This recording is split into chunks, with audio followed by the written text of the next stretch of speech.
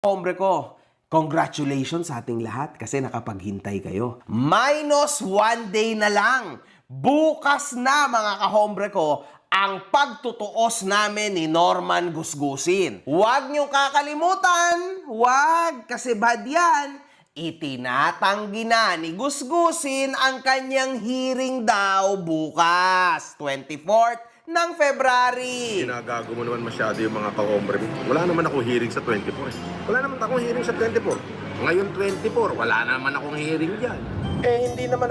Wala naman akong hearing sa 24 eh. Bakit ako pupunta sa 24? Boss FLM, ready ka na ba sa Feb 24? Wala naman akong hearing sa 24. Wala akong hearing sa 24. So, sila-sila lang yan. Wala po akong hearing sa 24. Ano yan, 24? Ano meron sa 24? Ano meron sa 24? Ano meron sa 24? Ngunit tayo'y nagtataka. Kasi before that, ito ho ang sinabi niya. Sa susunod nga na hearing, hintayin niyo ako pababa. O sa susunod na hearing ha, na pagpadala ka ng mga 10, makagago, tatapatan ko. 3 lang yung pinadala mo, 6 kami kanina eh. So lamang kami. Hindi, pero yung susunod na hearing, full force tayo. Palalapan mo, full force tayo, full force. Umaga lang naman yung saglit. Convoy na lang kami sa'yo pag Convoy kayo. Convoy kayo. Para pag dakbain nyo agad. Sagot ko na. Full force tayo, mga 50 tayo, pwede ba yun? Para tingnan natin kung may darating sa kanila. 24. Okay. Come on, 24. Sa 24, magpakita ka daw kay Casper sa hearing namin ni Makagago, ha? Ipakita mo daw yung tapang mo, ha? Mag-among ka ng suntukan doon, ha? 24, siguraduhin mong hindi ka lang sanit matapang. O, kita tayo sa 24. Kita kayo sa 24. Hearing namin yun. Kita kayo sa 24. Marami tayo sa 24. As in, saksakan ng dami. Isasama ko na. Lahat. Nabastos na ako eh. Di ba? Sasama ko na. Pagdating sa baba, pag may umakma, sampalin nyo agad. Ganun agad. Darating sila, Jimboy, lahat ng escort natin sa Las Piñas. May darating na 2 galing na Isabela. Si Efren, si Chris, si Tisoy, sama mo. Hindi, taga mo. Pati taga-PRC. Pati taga-PRC. So, kaya mo 8. Casper, magdala ka ng ilang taga Cavite. Kahit 2 lang. 2 lang. Mga Terminator. Hindi, si Baldo. Sige boss. Kilala ba nila si Baldo? Bakit? Siguraduhin mo doon na full force ka sa 24. Oo. Bakit full force pa? 10% lang okay na. Full force punong-puno yung 5 milyon yun eh. Ang dami nun. Huwag naman full force. 0.1% lang ang dadaling ko doon. Kasi pag full force, wala. Punong-puno yun. Sabi, see you sa 24 daw, umattend ka ha. Kinang-inang yan. 7 beses na akong 7 beses na akong pumunta ng hearing sa Paranaque. Ni anino ng Makagago, wala akong nakita. Sa 24, may mambabas din sa kanya. Medyo marami-rami yun. Babasin din siya sa 24. Pipikunin ka ni MG sa 24. Huwag mo hayaan makalapit. Pipikunin niya ako. Pipikunin ko din siya. Ganun lang yun. Magpikunan kami. Mumurahin niya ako. Mumurahin ko rin siya. Sir FLM, a-attend kayo sa 24 kasi supportado namin kayo. A-attend ako, of course. Hindi ko naman kailangan ng support o whatsoever. A-attend ako sa 24. Siyempre. So makikita ho natin dito na actually, totoo yung sinabi ng abogado ng mother-in-law ko na siya ay obligadong pumunta bukas. Kasi sinasabi ng prosecutor na ikaw ay pumunta bukas. Sinabi ng prosecutor sa abogado niya. Ngayon, mga kahombre ko, hindi siya pupunta, sabi niya. Sabi, Feb 24, Feb 24. Ano ho ba yung Feb 24? Ano ba meron sa Feb 24? Baka kayo naman ay niloloko lang ng taong nagsasalita ng Feb 24. Baka naman talagang alam niyang wala ako at hindi ako kailangan bago siya naghahamon ng Feb 24. Boss, sa 24. Ano yung 24? Ano yung 24? Anong 24? Maglolokohan kayo sa 24? Di kayo na lang maglokohan, huwag niyo ako isali. Hindi, wala akong hearing sa 24. Oo, kasi nungalingan yun. Oo, dalawa lang ang paniniwalaan ko, korte at abogado ko. Finish. Kung ano pinag-uutos ng korte, susundin ko. Kung anong sinabi ng abogado ko, paniniwalaan ko. Yun lang. Maliban dun, wala na. Kahit sinong Poncio Pilato pa yan, wala akong pakialam sa kanila. Hello, sir. Bakit puro inconsistent ang lumalabas sa bibig nyo? Sa iyo po unang nanggaling ang magkikita kayo sa 24 ngayon. Ay, bobo mo. Magbigay ka nga na magkikita kami sa 24 ngayon. Magbigay ka nga kung sa akin una nanggaling, screenshot mo yung video na magkikita kami sa 24. Di ba? Paano inconsistent? Ikaw nga magsabi, maglabas ka ng video na magkikita kami sa 24 na sinabi ko. Kahit mo yung katangahan mo, Michael Olen. Paano sa akin ang galing?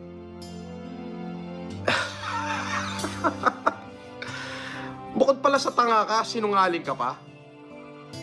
Di ba? Ako sinabi ko, wala akong hearing ng 24. Bobo? O Norman, eto na yung video clip na hinahanap mo. Pero yung susunod na hearing, full force tayo. Malalaman mo, full force tayo, full force. Umaga lang naman yung saglit. Siguraduhin mo doon na full force ka sa 24. Oo. Bakit full force pa? 10% lang okay na. Full force punong-puno yung 5 milyon yun eh, ang dami nun. Pag naman full force, 0.1% lang ang dadaling ko doon. Sinungaling kang talaga. Hindi lang sinungaling, ikaw ay isang duwag. Ngunit, mananatili kang duwag. Kaya pumunta ka or hindi, ikaw mismo ang nag-build ng kaduwagan sa sarili mo. Kasi sa totoo lang, hindi ko yan planong ilabas, yan date na yan, mga kahombre ko. Hindi ko ho planong ilabas yan. Siya lang ho ang naglabas niyan kasi gusto ko sana siyang isurprise. Ayan ho ang makakapagpaturo na itong tao na ito ay literal na utak kriminal. Kaso Norman, hindi mo na kami mabibilog kahit sino hanggat nandito si MG at ang kanyang mga kahombre. Sure yan. Bago tayo magsimula, alamin muna natin mga kahombre ko kung saan nagmula ang lahat ng ito. Sinabi ko na nga yan. Noong February 5, 2026, sa isang live stream ni Norman Gusgusin, ay masaya nitong ipinapakita ang kanyang larawan na suot-suot ang uniforme ng kapulisan.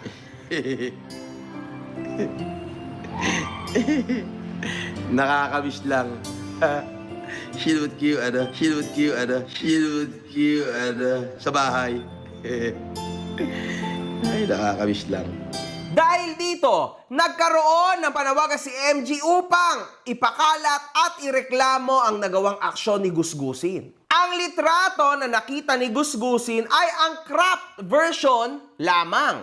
Lingid sa kanyang kaalaman dahil siya nga ay isang pathological liar, siya mismo sa kagunggungan niya ang naglabas niyan. Ipinost rin ito ni Fuji News, mga kahombre ko, kung saan idinidikit nito ang larawan ng uniforme ni Gusgusin sa uniforme ng Regional Director of the Police, Regional Office 2, na si General Antonio Maralag, mga kahombre ko. Makikita natin dito, ayan ang pinost ni Friends of Fuji News, mga kahombre ko ha. O, makikita natin dito. Pero kung makikilala kita po, genius, yung kung ipanalangin mo hindi ka namin makilala. Kasi si Makagago, iyahatid ko lang sa kulungan. Ikaw, iyahatid kita sa pintuan ni Satanas. Animal ka. Dito ho, hindi napigilan sagot ho ang mga paratang. Oo. Si Yulen Marcos budol-budol lang yan, ang admin yan. O, budol-budol yan, mag-iingat po kayo. Ngayon, meron tong nilabas na picture ko kuno. Picture ko kuno. Itinabi pa yung picture ko din do sa regional director ng region to, si General Maralag. Bakit nyo laging idinidikit ang pagmumukha ko dyan sa lintik na general na yan? Eh putang ina, since 2023, kaaway ko na yan eh. Puta, oo, totoo, dati kaibigan ko. Pero ngayon kaaway ko yan, tsaka huwag nyo idinidikit ang pangalan ko dyan. Unang-una, wala akong pakialam dyan sa general na yan. Oo, kalaban ko yan eh. Ay, gusto mo, hamunin mo, suntukan kaming dalawa, pwede lang ako dyan. Huwag nyo idinidikit ang pangalan ko dyan dahil hindi ko kailangan ng pulis. Ha? Para maging maayos ang buhay ko. Mga tratado to.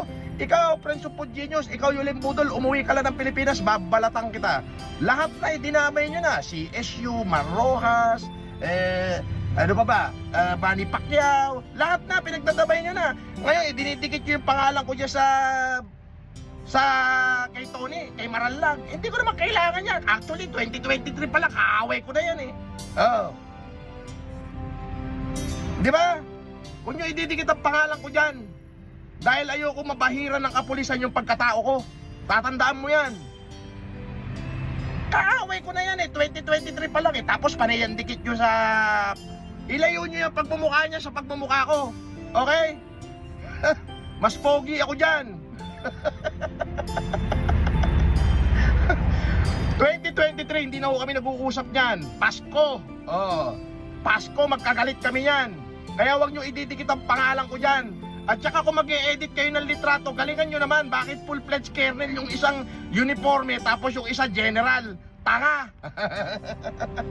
O, Genius, magsumbong ka kay Marallag. Pagbuhuling ko pa kayong dalawa. Dito, mga kahombre ko, itong video na ito ay dinilit na ho ni Norman Mangusid, mga kahombre ko. Pero, ang hindi mo alam, Norman, nasa amin yung video na yon. And at the same time, ang pinakamaganda dyan, Norman, naipasa na namin yan sa Napolcom at sa CICC. Kawawa ka talaga, no? Nang nabalita na ito, at ang nakarating lamang kay Norman ay ang larawan niyang nakasuot ng uniforme, ay nakalimutan o nawala sa kanyang isip na siya pala ho ang naglabas nito. Dito ho, tuluyan niya nang itinanggi ang lahat, mga kahombre ko, no? Makikita natin dito. Check mo page ng PNP, ikaw ang headline. So what the fuck? Ano pakialam ko? Wala naman akong kinalaman dyan.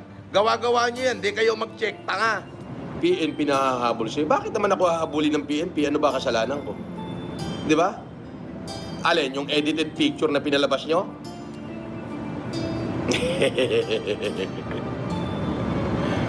Ako ba naglabas? Uulitin ko ho, sa PNP ay hindi ko alam kung paano nila inedit yan. At una higit sa lahat, matagal na ho kaming hindi nag-uusap ni General Antonio Marallag. 2023 pa ho, bago ako lumaya. Hindi na ho kami nag-usap niyan. Ang huli lamang ho dyan ay nagpa-humanitarian ako dyan sa Camp Crame. So, i-check nyo hong mabuti yung litrato na kumakalat at baka ho ay inedit lang nila yan. So, wala ho kung kinalaman yan. Kahit alkalin nyo lahat ng aking social media, ni minsan, hindi nyo ho makikita na ipinost ko yan. Yan. At ni minsan, hindi nyo ko nakita o ninuman na lumakad sa kalsada na may suot na ganyan. Ayan o. Yan ang katotohanan. Huwag ho kayong magsayang ng oras sa akin, magsayang ho kayo sa oras sa mga tarantadong tao na gumagawa niyan, na pati kayo ay binubuliglig nila. After mag-off ni Norman Mangusid ng livestream, dito niya lang napansin at nakita na ang headline ukol sa kanya ay ipinapakitang siya pala ang mismong naglabas ng larawan na nagresulta sa biglaang pagpost ito sa SOCMED nang hindi man lang iniungkat sa kanyang abogado o sinabi, mga kahombre ko, sa kanyang abogado. Kasi hindi tayo sure, no? Usually, ang kanyang abogado, pag hindi si Casper, ay yung Dong Batalan. Ipakita mo nga mukha ni Dong Batalan. Nakakagigil yan. Napolcom, Mr. Kalinisan, CICC, Yusek Aboy at sa gobernansa, gobyerno ng Pilipinas. Hindi ho uusad ang isang Norman Mangusid kung wala ito. Ayan, yan, si Dong Batalan. At siya na ho ang susunod, mga kahombre ko. Kasi after ng amo niya, pagtutuunan natin ng pansin si Dong Batalan, mga kahombre ko, ha? Yan yung susunod dyan. Literal ho, na hindi pwedeng makulong si Norman Gusgusid nang hindi niya kasama yung kanyang mga enabler. Attention, Napolcom! Para sa kaalaman, ang nakikita nyo pong larawan ay edited. Yan po ang ginawa ko noong January of 2019. Nakatuwaan ko lang tingnan ang aking sarili kung ano ba ang itsura ko kung sakaling ako'y maging pulis. Ngunit kailanman hindi ako nangahas na isuot ang uniforme ng pulis at lalong hindi nyo ako nakita na naglakad sa kalsada na suot ang uniforme ng isang opisyal. Ni minsan hindi nyo makikita na yan ay aking ipinost sa social media sa nakalipas na 8 taon hanggang sa ipakalat ng aking mga basher. Kung sa tingin nyo na ako ay may nalabag na batas, ako ay humihingi ng paumanhin at nakahandang sagutin ang anumang paratang. Ang uniforme na nakikita ninyo, yan po ay aking pinitsuran habang nakasabit sa manikin sa may-ari at sinubukan kong i-edit gamit ang Adobe Photoshop noong January 24, 2019. Salamat. Ang ganda ho ng statement ng hinayupak na ito. And then, kasabayan rin ang pag-live niya dito at sinabi niya galing sa kanyang bibig mismo. Nasabi ko na po ang gusto ko sabihin. Yung pong pinakakalat nilang video, yan po ay inedit ko sa Adobe Photoshop. Yan po ay inedit ko sa Adobe Photoshop. Yan po ay inedit ko sa Adobe Photoshop. Noong pong 2019, January po. Sa huli ho ay nagkaroon ng isang interview si Norman at dito maririnig ho natin ang pangatlo niyang kakaibang statement in regards to this. Kumbaga, nakita ko yun, dumating yung si Tony, si General nga. Noon, hindi pa siya General, no? Kumbaga, Colonel pa lang. Dala yung kanyang na nakahangin. May mannequin doon. So, dumating siya, bitbit niya yung merkari niya. Wala makitang hanger, isinampay doon sa mannequin. Pinicturean ko. Pinicturean ko. May kasama ako ron. Sabi ko, tatayo ako rito, edit mo nga. Sabi ko, wala na rin yung kasama ko na yun na napospok na. Hindi mo siguro. Hindi. Hindi ko talaga sinuot. Kumbaga, hindi rin ako yung nag-edit. Pina-edit ko. Pinicturean ako. Pagka-picture, ikinonect doon sa laptop. In Adobe Photoshop. Tapos nilagay ko sa cellphone ko. Formi na lang. Tapos pagdating ni Kevin, pinakita ko, bagay ba sa akin? Sabi niya, hindi siya. Nakatangala akong ganun eh. So makikita ho natin dito na meron ho siyang 3 personalidad. Kasi sa bawat isa hong personalidad, iba-iba ho ang kwento niya. Di ba? Naintindihan nyo na kung gaano kasinungaling ang tao na ito. Partida na yan, alam niya rin sa loob niya na naka-live siya. Imagine niyo yun, mga kahombre ko, kung gaano ho kautak kriminal ang hinayupak na to, mga kahombre ko. And ito yung pinakamasaklap dyan. Nagtatago at magtatago ho siya, no? Humanitarian. Di ba?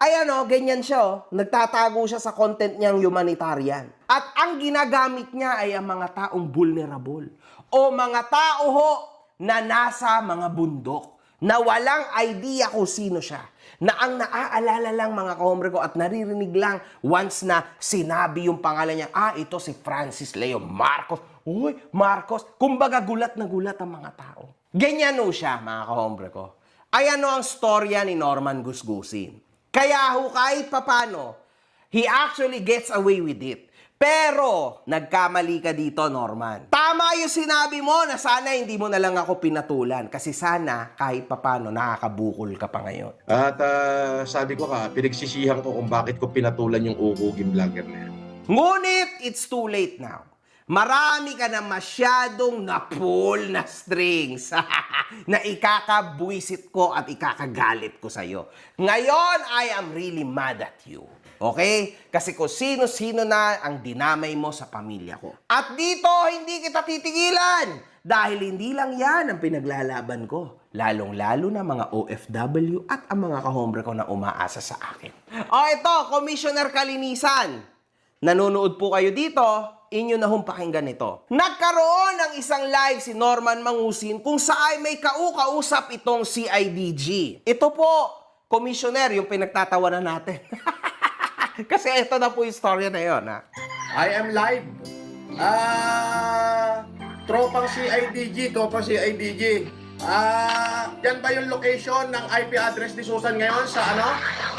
Anong location yan, partner? Ang taong kausap ni Norman Mangusi na pinagpapanggap niya ay si Jem Estenzo o Jem Miranda ng Tondo, Maynila. Naibigay ko na ho ang pagkakakilanlan nitong tao na ito kay Commissioner Kalinisan. Nang ma-call out ito at nag-live siya upang linisin daw ang kanyang pangalan, kitang-kita ho ang resemblance ng salamin na suot niya nung araw na yon at yung gamit niya ngayon. So siya ho yan. Huwag niyo hong kakalimutan, siya rin mismo ang taong gumawa o nag-edit ng chat message na ito, mga kahombre ko. Na kesyo, pinapatrabaho ko daw ho ang buhay ni Gusgusin. Si Jem ho yan at meron ho akong mga taong makakapagpatunay dito. So Jem, alam mo na, tago ka na ha, kasi legit to. Talagang makukuha ka ng batas kasi puro ka kabulastugan. Ha? Totoo yan. Nagkaroon ho ng isang post si Alex Fabella na nag-abot ito ng tulong sa kanyang mga kababayan. Ngunit ang isa sa mga larawan dito ay inabutan niya ho ang isang pulis. Naku po, Commissioner Kalinisan, dapat niyo hutong mapanood talaga. At agara naman hong umaksyon ang kapulisan dito at sinabing ibinalik lang ni Alex Fabella ang perang napulot niya. Ang dami hong hindi kumbinsido sa naging comment na ito ng kapulisan ng Mimaropa o Marinduque, mga kahombre ko, ha? At dahil dito, inilabas ni Fujinius ang tunay na resibo ng pangyayari, kung saan ay ito ho ay in-story pa ni Alex noon. Ayan ho, para sa PNP Buenavista, konting suporta. Ito hong binigyan niya ay isang patrolman. Bawal ho yan. At kitang-kita ho tumanggap. So, makikita natin dito, mga kahombre ko, na nalalagay sa alanganin itong patrolman. Dahil sa'yo, Alex Fabella. Hindi nyo man lang inaaral, di ba? Yung mga ginagawa nyo. Somebody will pay for this. Lalo na't napapanood to ng commissioner ng Napolco. Kung ako sa inyo, di ba? Sana nagsabi na lang ng totoo ang kapulisan na Marinduque. Kasi, di ba? Paano yon? Nagsinungaling kayo sa harap ng isang commissioner ng Napolcom. Nakita nyo na nilalabanan ng commissioner ng Napolcom ang mga katiwalian nitong Norman Gusgusin, and then, parang ang nangyari niyan, pinagtakpan nyo pa itong tao na ito. Which, ayan, ayan ang patunay. Hindi ho edited yan. Kahit ipacheck pa natin at ipa-authenticate pa natin sa CICC. So yun, mga kahombre ko, let's make it through the interview. So yun, mga kahombre ko, ngayong araw na ito, kasama ko si Yusek Aboy ng CICC at syempre kasama ko din si Sir Teacher Al. Okay? And then si Attorney Brian Santa Maria. Yan. From ano po? Council for the Welfare of Children. Okay.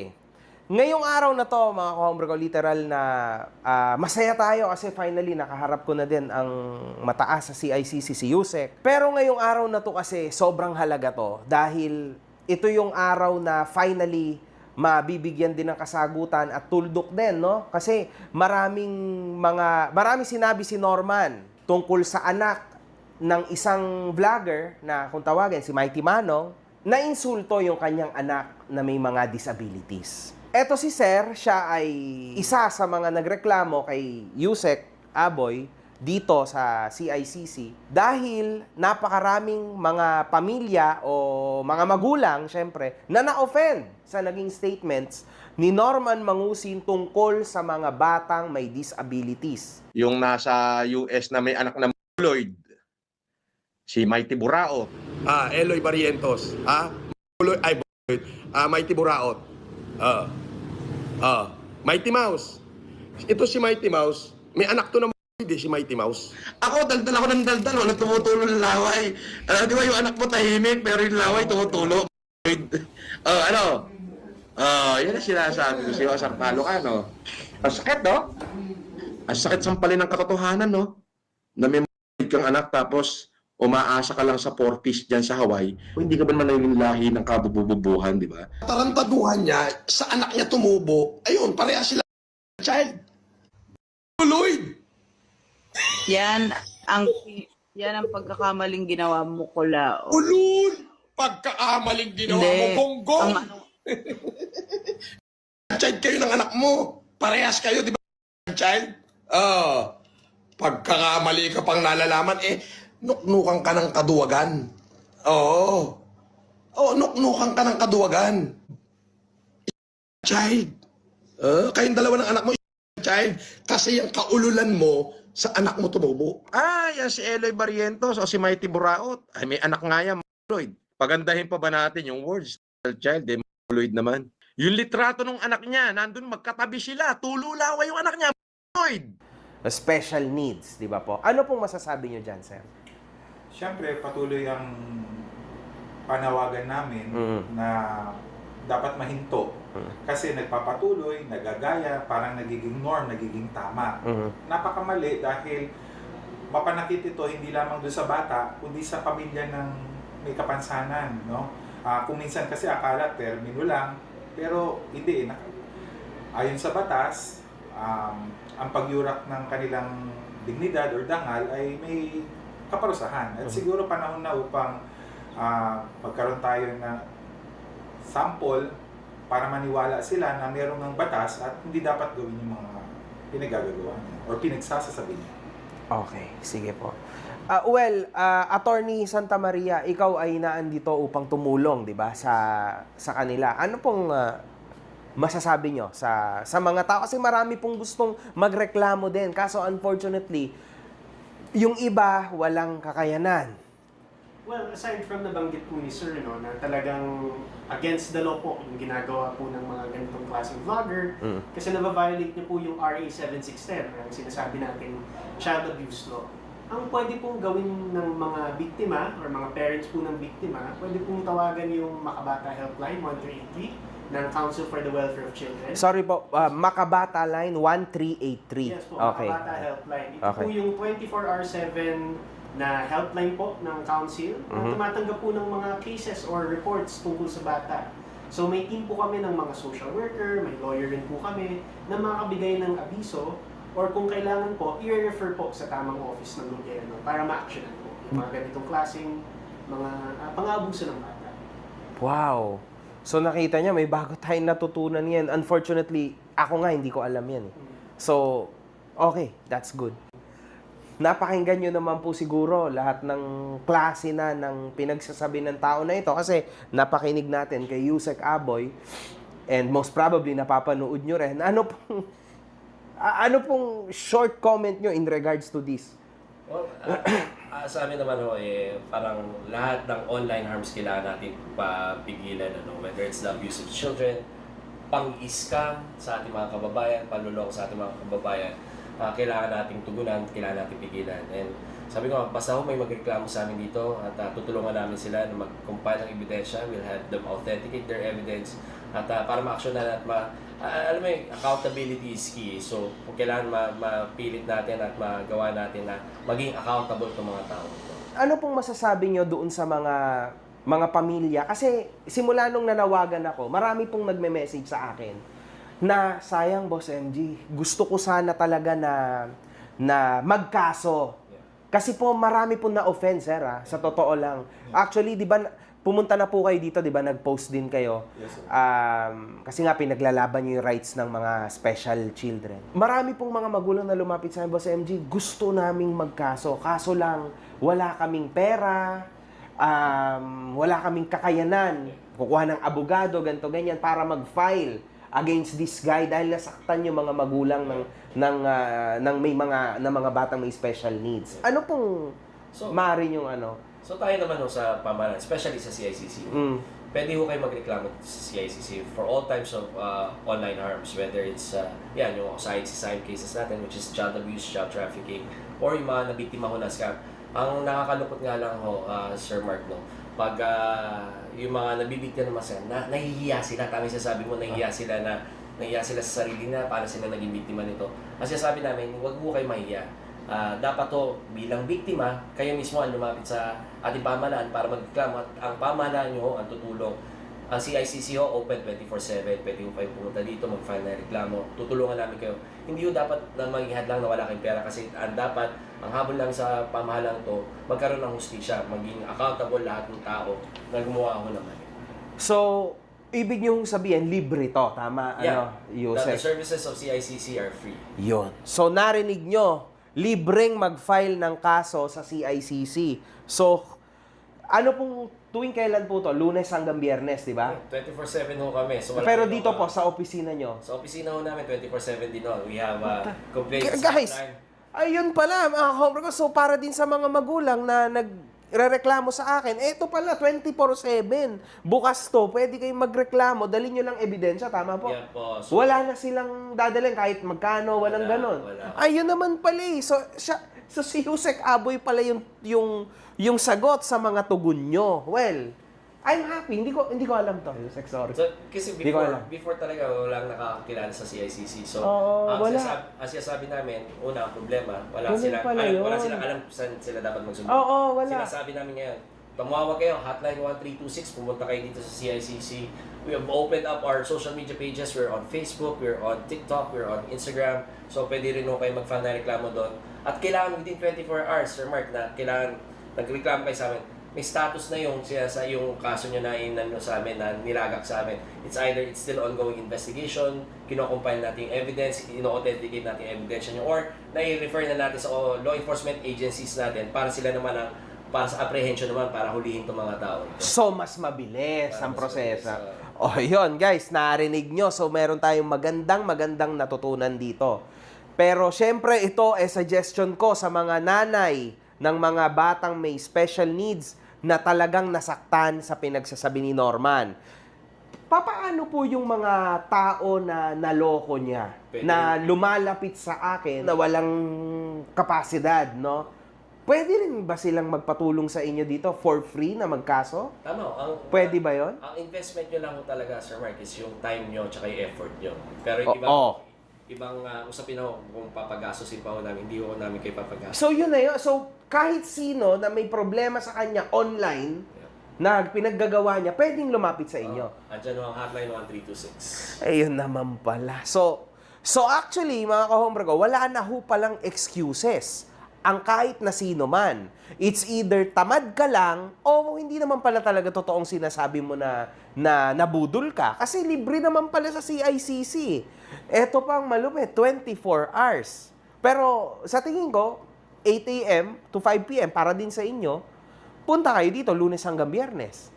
Dito kayo mismo sa opisina ni Yusek Aboy and he will be able to help you kasi ano sila, sangay ho ng gobyerno, mga kahombre ko, CICC, huwag nyo kakalimutan. So, may isang salita siya. Siyempre, sinabi niya dito publicly.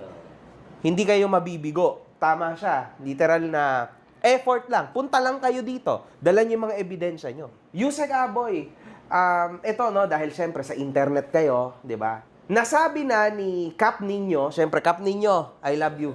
Nasabi na ni Cap Ninyo yung inyong naging komento. Pero sa fanbase ko, hindi masyadong klaro. Kasi ang gulo ng video ni Ninyo dito eh. Anyway, ang gulo ng video niya anyway. So ngayon, mga kahombre ko, pakinggan natin to mabuti. Ano, Yusek, sabi niya, hindi daw totoo, fake daw yon, edited daw yung uniform na sinuot niya. So, when we analyze the video, yung video naman yun available online. Yes. Including his page actually. Doon nilift yung video na yun. YouTube channel. Sa YouTube channel Yes, niya. yeah. So, nung nilift namin yun, we analyzed it using our deep fake analyzers here. Ano po pangalan? Deep fake analyzers. Analyzer, Okay, okay. So, nade-detect niya if it's computer generated, it was digitally altered. Yun yung kasi we use this even sa mga deepfakes ng mga ibang celebrities na kunyari nag-endorse ng mga Casino, oo, tama. Oo, tapos even yung video ni Presidente na kung ano Oo, nangyari. oo. So, we use the same tool as against the videos available online at na-determine namin na hindi siya computer generated, hindi siya AI generated, hindi siya manipulated. Legit siya talaga yung nasa loob ng uniform na yon. Yes. So, klaro, very clear na literal na authenticate talaga ng CICC yan. Yusek, sa tingin nyo ba, ipopursue talaga ni Sir Ralph Kalinisan, sa tingin nyo lang, no, itong lakad niya na to kay Norman Mangusin? Do you believe in that? Unfortunately, Ralph is a very good friend of mine. Okay. Si President Ralph ng Napolcom. Okay. I think he's determined to pursue this case. Because you have to understand, as a professional, hindi niya hayaan na magyarakan yung ahensya na nire-represent niya, which is the Philippine National Police. The Napolcom is the execom of the Philippine National Police. On a personal note, knowing Ralph, kasi general ang tatay niya dati. So, sinuot ng tatay niya yung uniforme na yan.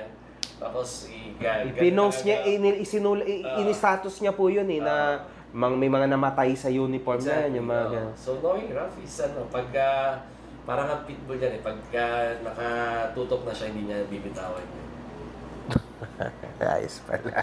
So, that's good news para sa amin, no? Na naghahabol kami ng hustisya dahil sa tao na ito. And to be fair kay Ralph, he'll be above board eh. He won't let his personal feelings get in the way. Lahat siya iimbestigahan niya, lahat na. So, everything will be above board with Ralph. Wow.